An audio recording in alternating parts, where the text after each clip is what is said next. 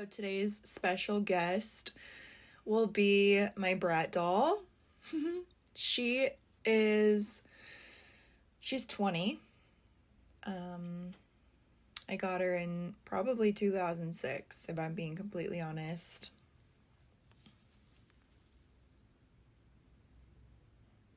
She'll be helping me record today. So you've been with me for a long time, girl. And I thought we had lost each other. But my Grammy found her, which I thought I had given away all of my Bratz dolls. Like, when I tell you that I had Bratz dolls, I had Bratz dolls.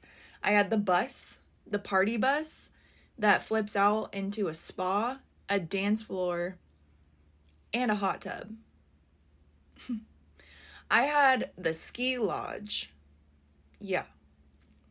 The ski lodge that had a ski lift. You could attach the lift to another place and then put the actual ski lift seat and have them move from one room to the other.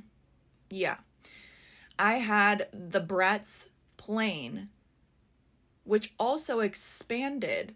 So you could open it from the sides and just imagine that you were on the inside of a private Bratz jet. I had a rock and roll stage. And then, to top it off, I wish I still had her. I had a genie. Girl.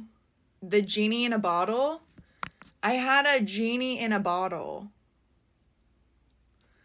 I wish I had that because at the time, that one was like really special to get.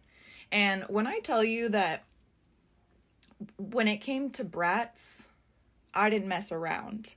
I was a Barbie stan, but when Bratz came out, I was a brat for a brat. But I wasn't actually a brat. I was just like, I was a brat.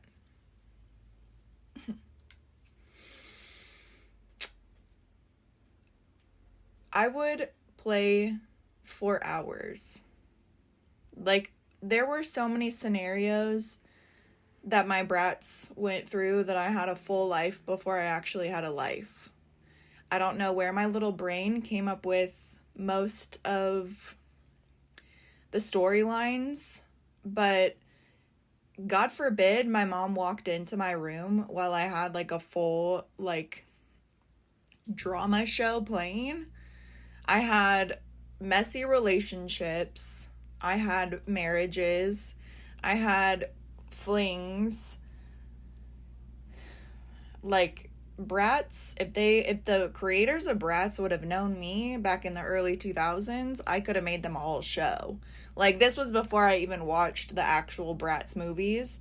I was creating timelines for Bratz.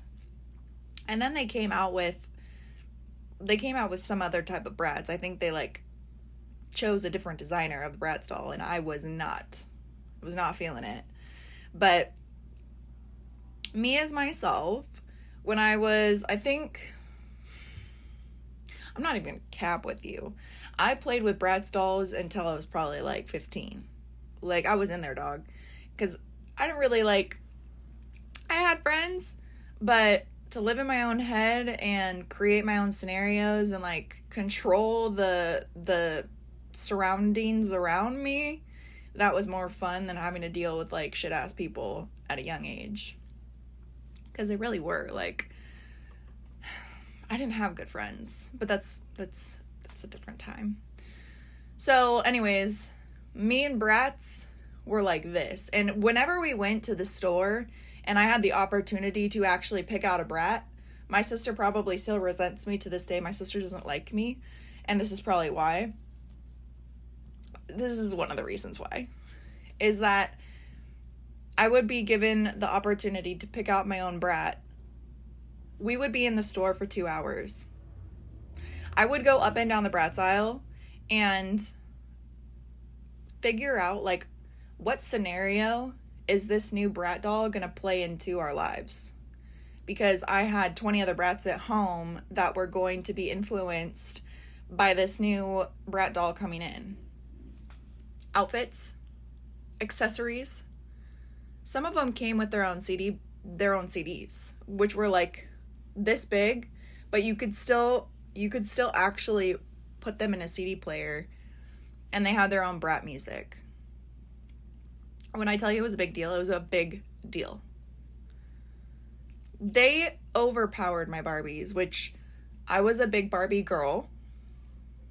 I had the pregnant Barbie doll, okay? I had the whole family of pregnant Barbie, and we were tight. And sometimes I would take them out if my Bratz pissed me off. But for the most part, these girls were with me. Yeah. So, yeah. But if we did go to the store and my mom was like, okay, you can pick a Bratz doll, that was the worst. That was the worst choice that anybody could have ever given me. Because anything, literally anything in my life that gave me the choice to choose something, I'm very conscientious about my choices. And I'm not a big risk taker. So given the choice, that was, even to this day, it takes me a long time to make a choice on something and to stick with one thing. So yeah, I had to give that background before I go into what I want to talk about today, because Bratz were very imperative to my life, and the fact that she's still around and she still has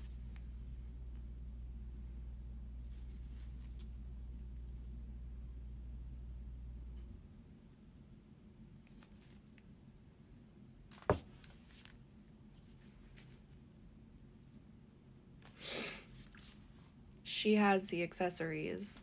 And I actually have more Bratz outside that I could bring in today, because I just gave them all, when I got them back, I washed their hair, because it's been about, I want to say 17 years since we've all seen each other. I had to pay my respects, and I have a black Brat doll, I have a blonde Brat girl, I have my Hispanic Latina Brat, and then I had my girl. And everybody had to get a fresh blowout, fresh conditioning, fresh brush out, and just a little bit of a haircut, because that was absolutely key to owning a Brat doll, was doing a full beat down hair salon makeover. Even as a child, you could not trust me with a pair of scissors. So, Yasmin, her hair's a little fucked up, because I did try to cut bangs on her when I was about 10 years old. So I kind of had to do like a glue back situation when we had our reunion. So she's got a slick back. At some point I will bring them out and I will show you. But today we're rocking with, I think this is Chloe, but that's not concrete. I don't want to do my girl dirty if that's not her name, but I think it is. So anyways, that's my intro, is my Bratz and my girl Brat. But today I wanted to go through something that I had tried to do it on my TikTok, but I lost motivation. And I was like, oh, when I turn 30, I'm going to go through 30 things, 30 flirty and thriving. I'm going to go through 30 things that I've learned throughout my life. Oof. You know, I never got to the full 30. I only got to 25. That's so me. That's so fucking me. Girl, what is this one? What did I mean by this? I said, I'm easy on myself when I know I've been hard. Let's unpack it. I'm easy on myself when I know I've been hard. Like, been hard? Like, I've been hard dog? Or like been hard on myself. I wrote that. I wish there was a timestamp when I did some of these, but there's not. I think I just meant like, when I know I've been hard on myself, I take it easy on myself. Just like with people, like when I know I've been hard on you because I'm trying to push you, I know that I'll go easy on you, because the pressure that I can put on people is the same pressure that I put on myself, and I know that can be a lot sometimes. So that was one of my things that I reflected on when I turned 30, is like understanding that in myself, is that you need to find grace and find moments of peace and give yourself a break when you're going hard or when you're critical of yourself. Just something where it's like, okay, slow down, relax. The world's not that serious. It's not that serious. And we can find those moments. So that's one of my short points. Sorry, I got hair. Do I want to unpack this one? Ooh, no. I feel like I've talked about this a lot.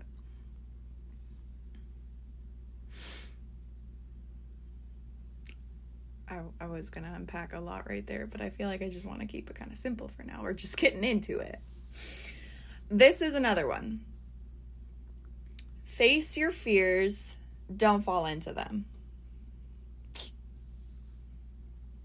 Face your fears, don't fall into them.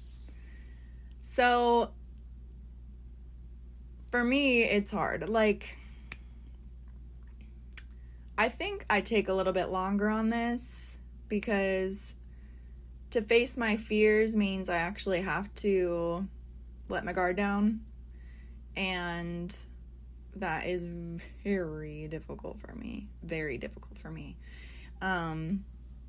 Unless I'm put in a position where I literally have to go up against something that is challenging me right in the moment, I can take on that like a warrior.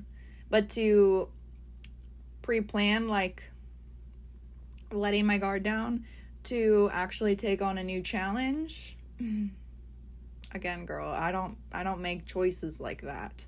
Everything is methodical. Everything is thought out for at least 2 years before I make one single little move. Like photography, like me recording this video that's taken me, 15 years? So the reason why I wrote that is because I turned 30 and it was like, why are we afraid of things? Why are we letting the world get the best of us? And if I was to take it back, like, spiritually, what really humbles me is that in faith, you're actually not supposed to be scared, because you're actually supposed to trust that God will take care of you. And you know, girl, it's hard for me sometimes, because we be talking and I'm like, okay, you're telling me not to be scared and you're telling me to trust you, but it's kind of scary. So just give me a little sign. Okay. And then that's when things start happening. I'm like, fuck. I have to get into it. I have to do it because you gave me a sign. Fuck. So, yeah. Face your fears and don't fall into them. Sounds simple, but it's not. It's not. At least for me. Okay. Let's unpack this one. I said, I don't experience much pain, but I do agonize on the trauma I experienced from what created the wound. Okay. I don't experience much pain, but I do agonize on the trauma I experienced from what created the wound.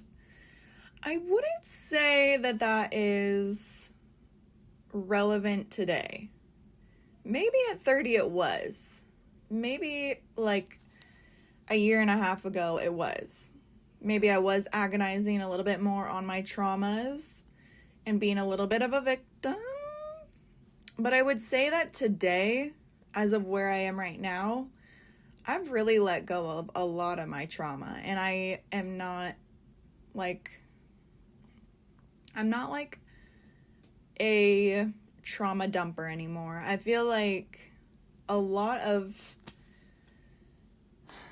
my past was having to give everybody my trauma in order for me to validate who I was and like where I am. And I've really learned to just not be in that anymore, to just kind of let it go and let people see me for who I am today. And if they want to know, then they can know. But I like who I am today, and I like the work that I put into myself, and I like the person that I stand in today. And she doesn't have to be a victim anymore. She doesn't have to be a reason. I don't have to give a reason why of who I am anymore, because I am who I am.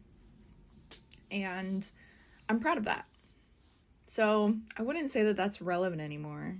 I don't experience much pain, but I do agonize on the trauma I experienced from what created the wound. Yeah, I don't.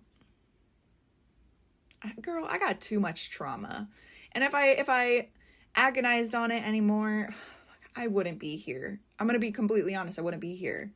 So, and that was a big motivation for me to take care of my shit.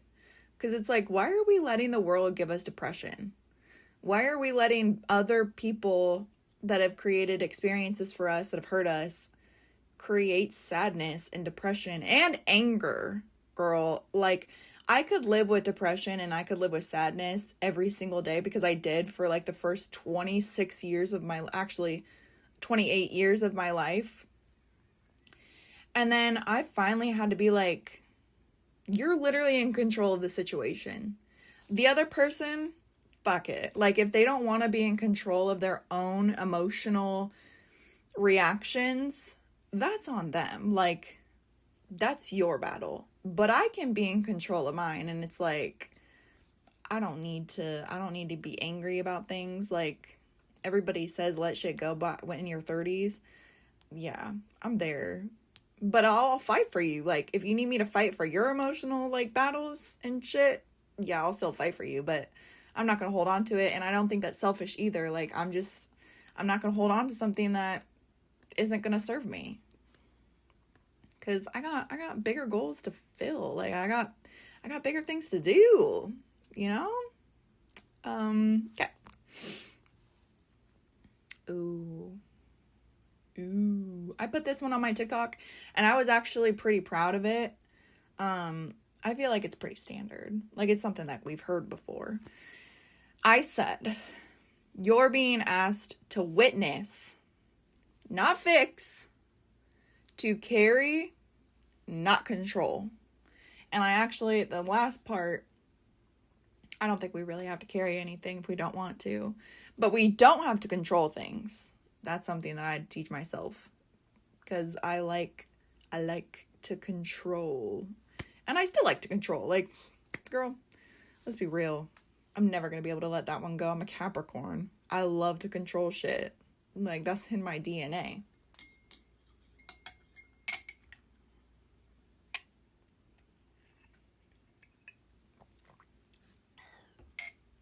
Yeah. I like to control. That is something. So, I'm a little hypocritical when I say that. But, yeah, I could carry everything, and I could carry all my traumas, like I was saying. I carry them in the capacity that I want to. I don't carry them with the notion that things are gonna, like, create a burden for me. I just carry it, and bitch, the trauma in my pack, it's thousands of pounds, but I'm strong enough to carry it, and I'm strong enough to not let it bother me. Again, though, you're being asked to witness, not fix. So a lot of people want to fix things. A lot of people want to jump in and, like, be a savior. I used to want to do that all the time. I only do that when I choose to do that. I used to do it for everything and everybody, and then that shit just gets you hurt over and over again, because then you create an expectation of what's supposed to come of that. Expectations are gone. We gotta let go of expectations at this point. Let that shit go. because expectations is like the devil for me. Like, the devil tries to get me with expectations, and I just, like, you have expectations of people because you have a standard for yourself, and then when people don't match your standards, yeah. You should have standards for yourself. Try to meet the standards for yourself, but don't put standards on other people, because people will always disappoint you. And that is something that people have told me my entire life, and at this point, I'm like, oh, I get it. I get it. Okay. I'll let it go. And I'm like,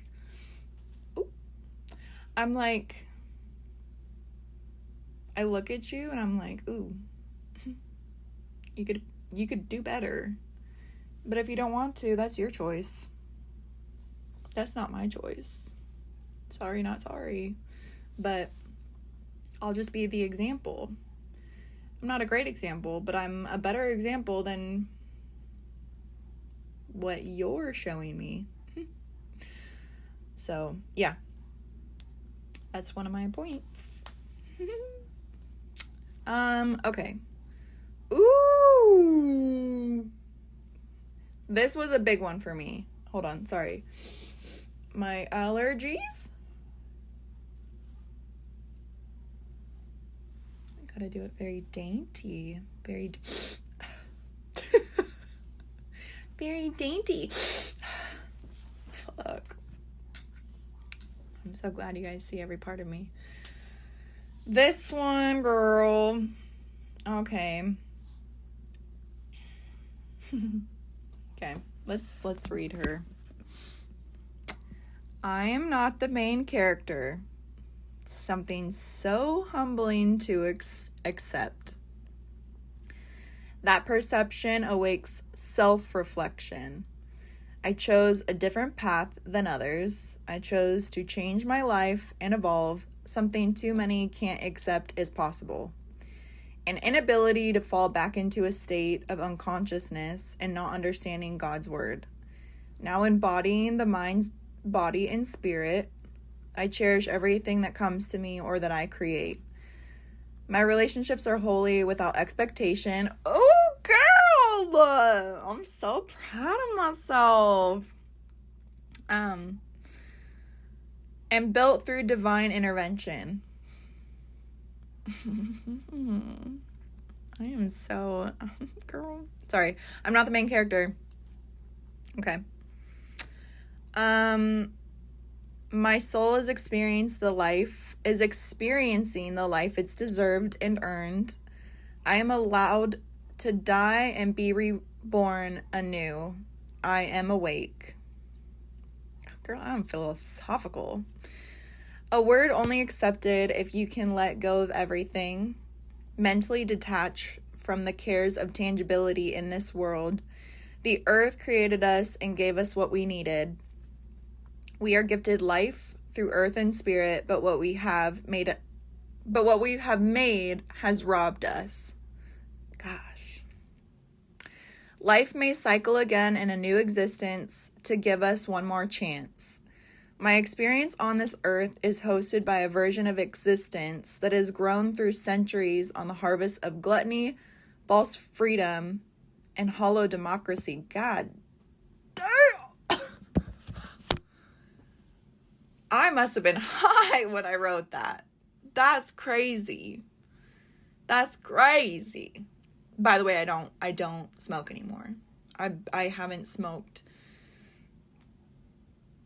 I haven't smoked since November of last year, which is crazy because I smoked weed for like 10 years. Yeah, 10 years. And that's a whole other topic. Like, I could talk about an addiction. I might have an addictions one. Because, like, your girl is... I'm an addict. I'm an addict through and through. Mentally, physically, I'm an addict. Like, it's in my DNA, but it's also, like, a very calming characteristic for me. So, once an addict, always an addict. It just comes in different forms. But, okay, let's unpack that. Wow. I think really like what comes out of that for me the most is that things are very divine for me now, and I follow a very spiritual path, and I do trust in God, and I do trust that the things that have happened to me and happened for me have all been divine. It's like you can't blame what has happened in your life because you make the choices that create those experiences. People try to tell you, people try to guide you, but everybody makes their own choices. And then you finally realize it's like you can't be a victim because you literally created the scenario that you were in. That's what it is. There are moments when there are things that happen to us that we can't control and we don't control, and I'm not discounting that. But for the most part, the things that we choose to do that then end up being bad, those were choices that we made. And you either have to fight through it or you're going to let it get to you and you're going to let it determine what happens in your life. I made a series of choices in my life that, although they shaped who I was and they gave me the character that I am today, and they gave me the understanding and visibility into my soul and my spirit, they weren't fun. Tell you that. But I wouldn't be who I am today without them. So yes, I made the choice. Yes, it turned out to be a negative experience, but that's character building, baby. That's character building.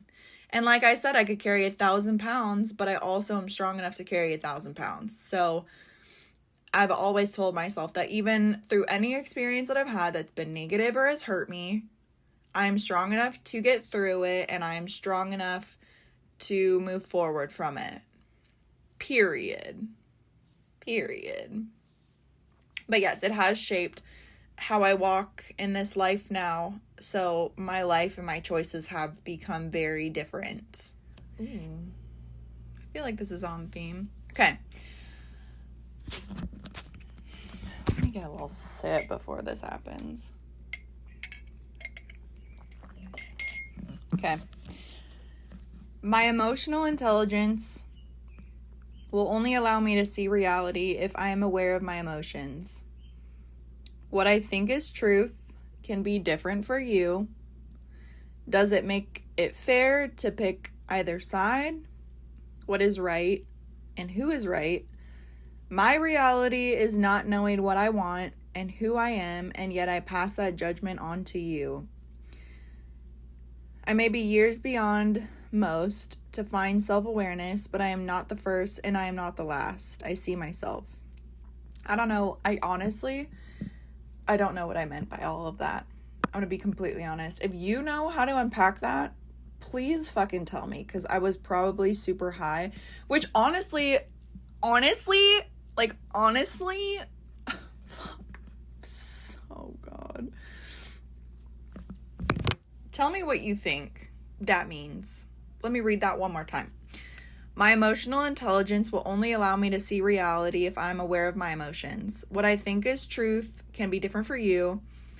Does it make it fair to pick either side? What is right and who is right? My reality is not knowing what I want and who I am, and yet I pass that judgment on to you. I may be years beyond most to find self-awareness, but I am not the first and I am not the last. I see myself. There's something deep there. But yeah, in my most like revolutionized moments of writing these down, I was so blitzed. But they came, like, I was fully aware of what I was saying.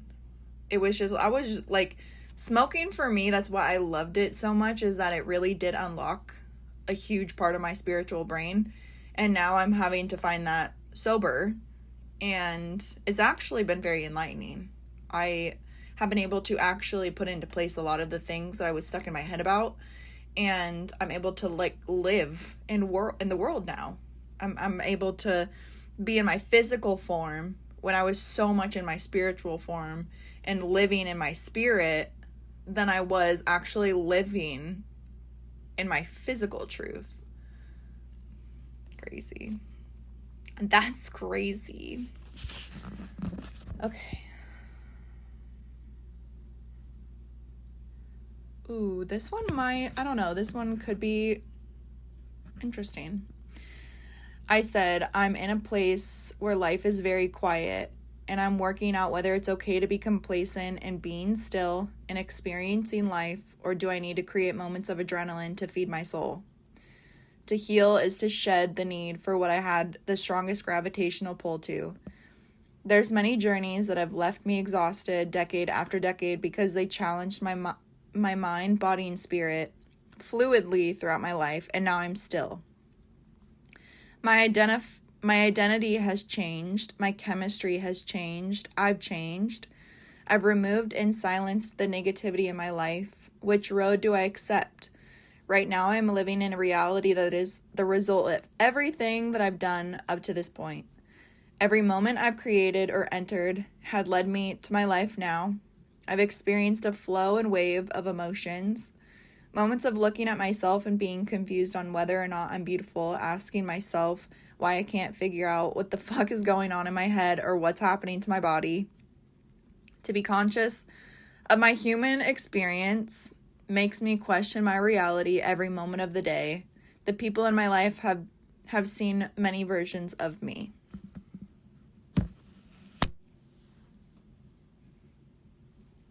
What did we just talk about? What did we just talk about? Man. Yeah. I think some of that is true to this day, but like I was saying earlier, I'm very comfortable with who I am now. So when I was going through like the ending part of shedding my addictions, because I also came off of a massive nicotine addiction. Like when I say massive, your girl was closeted, sucking on her vape, puffing, and like it was bad. That was one of the worst addictions of my entire life, was nicotine. I went through the cigarettes.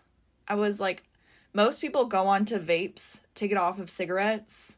Bitch, the cigarettes filled in the place of me sucking on vapes.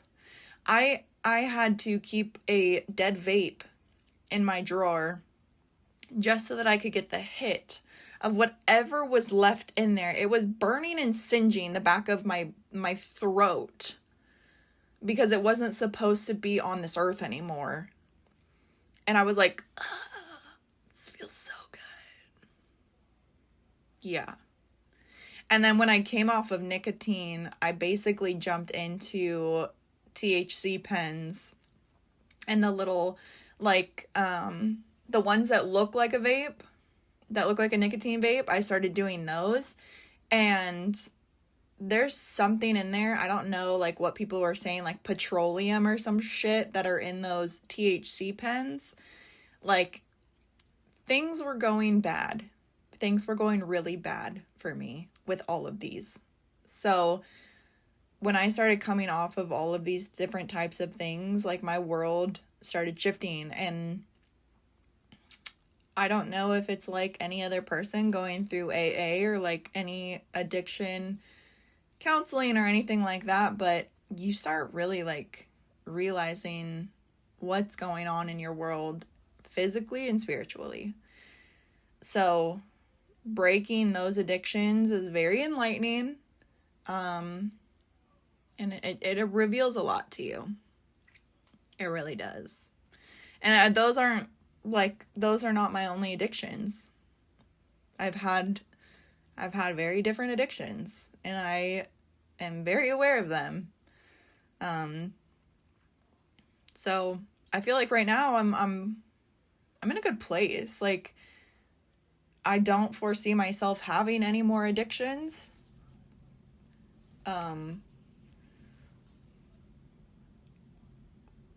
that I've had my entire life is a food addiction, but I don't have a need to like fulfill a need with food anymore. I don't know. I've done a lot of healing. And your girl feels like she's free, but knock on plastic. Okay. That one was heavy. She was heavy. That one, but I put it on my back and I carry her. Yep. Gosh, these are heavy. These are heavy. Okay, so this one, every day my mind creates a war for me. I am my own guardian against myself. I have someone that can accept my ups and downs and rides through it with me to help me find balance. I don't know if I was talking about my boyfriend or if I was talking about myself, but both of them work. Yeah, again, I create my own wars, and, you know, I am my own warrior, and I'm the only person who, we can fight through those. We can get through those. They're battles, but it's up to us to fight through those. Yep.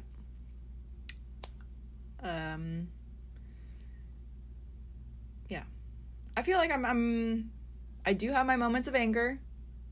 I do still get frustrated because I do have some expectations that I can't let go of. So if I don't see people at least trying to fulfill those expectations, I do get a little upset. I do get a little annoyed because I'm like, what the fuck are you doing? What are you doing?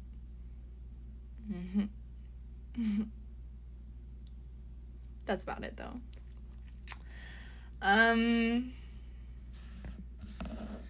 Ooh. I crossed this one out because I think I already did a video on it, but I probably deleted the video because I was like, well, why am I letting TikTok see all of this? Okay.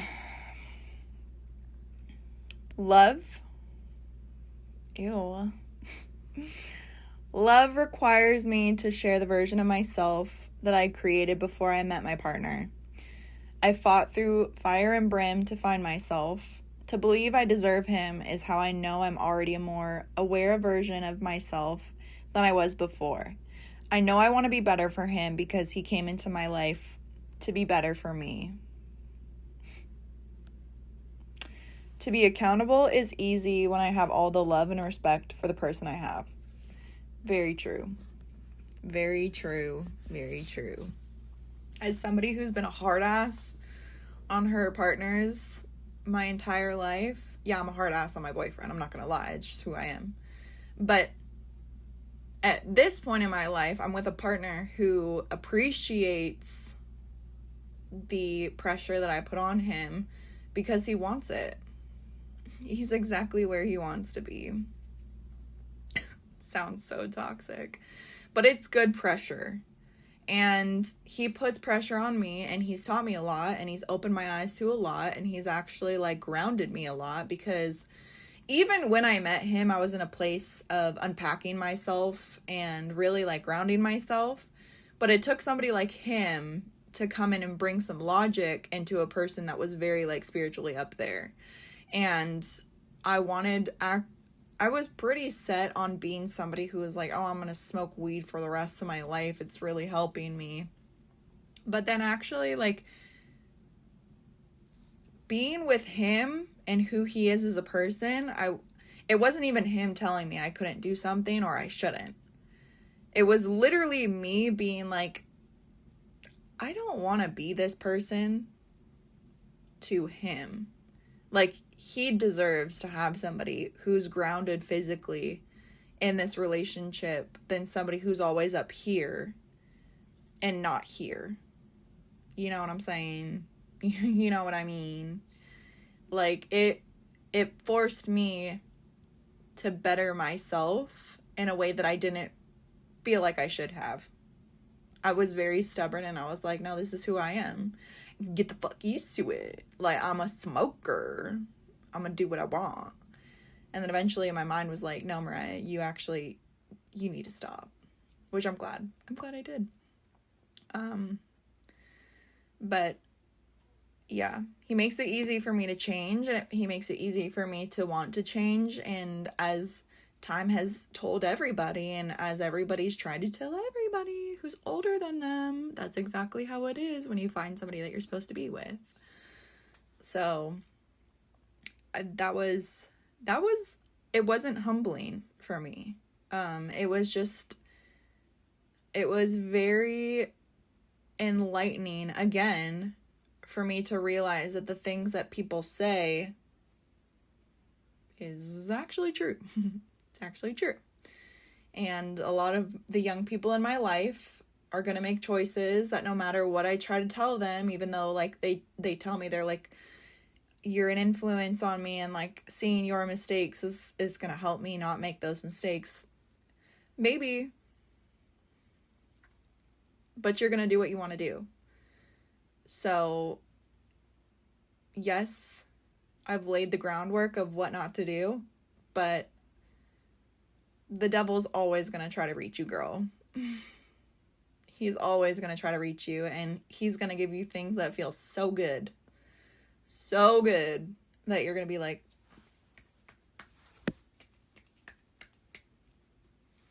give it to me. So, you just got to ride through it. You got to experience it, and, you know, the good things that people tell you will come to you eventually if you do the work after you make the choices. And I didn't believe it, but here I am, girl. This is my testimony, girl. I've had a lot of testimonies in my life, but who I am today is my biggest testimony, because I was very stubborn.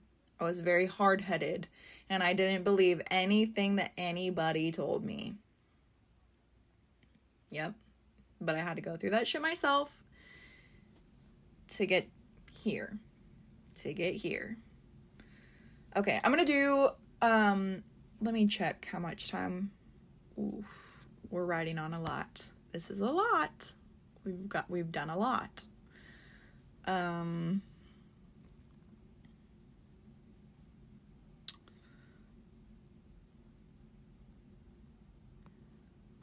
I don't know.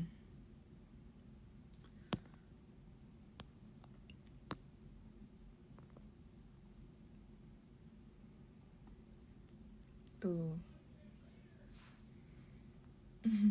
This one's a good one to finish on, because this is one that I struggle with.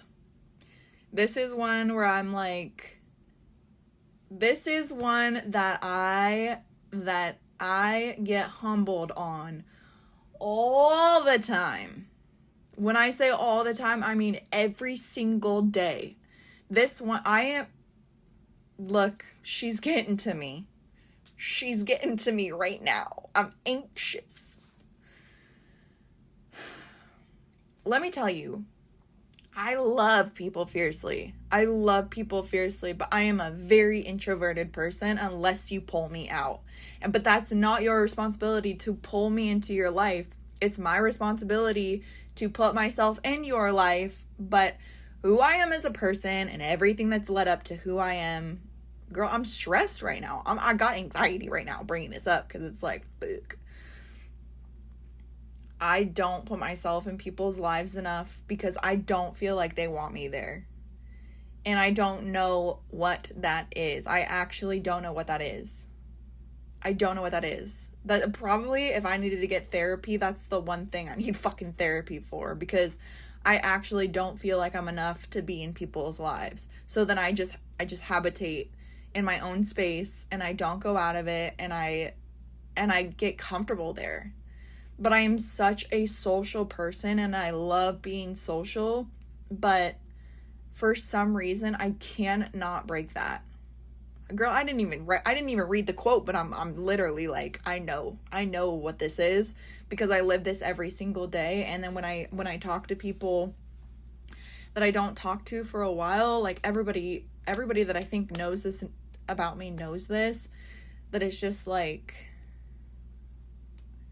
I think about people all the time. I love my people, but when periods of time go by, I feel like I've really put myself in a place where it's like, fuck, I don't know if they even want me anymore. Like, but then it's like, I don't know how to reach out to people, because it's like, I don't even know if they want me there. That's deep. That's something that's deep from my fucking childhood. That's like my abandonment issues. And unfortunately, I don't know if the people in my life really understand that about me, but like, even my own sister doesn't like me. So the fact that we went through abandonment shit together, and the fact that she doesn't want me in her life just because she resents me for our childhood and having to raise me when my mom couldn't and my mom had to go to work. Like, my sister hates me to this day, and she would love to like cancel me out of her life and push me out, but like, we're still in each other's lives. And I think losing my dad at an early age, like, those are supposed to be my people, you know? Like, those were supposed to be my people. My mom is my best fucking friend, dude. Like, me and my mom are like, because she sees me. Like, she sees me. She has been the person that when I wanted to cave in and I wanted to just sit in my cell and be okay in my cell, she came and she pulled me out, because my mom's a Libra. She was like, what the fuck are you doing inside? Like, my mom enjoys going to Kohl's to return her Amazon packages. Like that's one of her favorite hobbies. I'm like, you like going outside? You like actually being around people? Like, it brings you, and she's with a Sagittarius who love to talk to people, and I'm like, who the fuck are you guys? Because like, I'm cool here. I'm cool being with myself. Like, me and me are good. Yeah, but my mom is like, I'm so grateful and blessed to have a mom like I do, because she always knows what I need, and she's like, let's go. What are you doing? Just come on. But see, I still haven't even read it. And it's like one of the biggest points. Okay, I said, I still haven't figured out how to not feel like shit when I don't talk to everyone for weeks. Let's go years, okay? I love everyone in my life so much, but there's something deeply unhealed in me that creates walls where I can't put myself out there. I don't know if it's okay to accept that for myself. It is a battle of being content or using limited energy. I don't know if it's so much of having like limited energy anymore. I think it's just a battle of self-confidence. I'm confident in in a lot of different places in my life, but acceptance from other people and self-acceptance, that is where my confidence lacks. And that's probably why it takes me so long to choose shit. But yeah, if I go a long time without talking to you, and I'm not the first person to reach out and things like that, it's not because I don't love you. It's not because I don't think about you.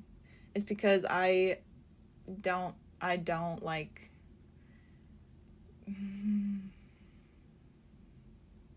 I can't. It's giving me stress, girl. I'm sorry. Like, I'm very sorry. But I also know that, like, people have their lives, and, like, me being in it is not going to make any other difference. And I also believe that, like, we're in our, I don't know if this, like, overpowers the rationalizing that I have, but it's like, people play seasons in each other's lives, and sometimes I'm not meant to be in everybody's seasons forever. But again, that probably goes back to childhood, because it's like, oh, my daddy wasn't there for me, and that's okay because we moved on. And yeah, but I would love to be somebody who could just be like consistent, and I just don't know how. I don't know how to be a consistent friend, and sometimes convenience plays a big role in it. Like, when convenience is a factor, it is really easy for me to be consistent. But when things become inconvenient, and that's not in like a rude way, it is hard for me to stay consistent. So I think that's going to be a battle for me for the rest of my life. And that's something that I don't know. I don't even know, girl. I don't even know. But I love you guys fiercely, and I love the people in my life, and I appreciate so much. Like, you don't even know. I appreciate the people who pull me out so much, because it's like you see a version of me that only really like the people who truly know me know how much it means to be pulled out and to like force me almost to be a part of their lives. I have appreciated that so much in my life for the people who have done that for me, because it's like, you make me feel seen, you make me feel loved, and you make me feel appreciated. And although you don't owe me that, and I should have done a better job of inserting myself, that means so much to me. And those are moments in my life that I will literally never forget. So that was heavy. This was a heavy one. Okay, sorry. I was not in focus. But yeah, that was a heavy one. But I think like the reason why the name of like my channel and everything, and this name that I've given myself at this season of my life, is Vision Beneath the Veil, is because there's a lot to unpack. There's a lot behind me, and although I'm very open about the things that I think about and the way that I see things, there's a lot more that's underneath. And I think the way that I present things and the way that people see things through my eyes sometimes can be a little bit of like a clue into what's behind me. So, yeah. So, anyways, have a great weekend, and I will see you guys when I see you.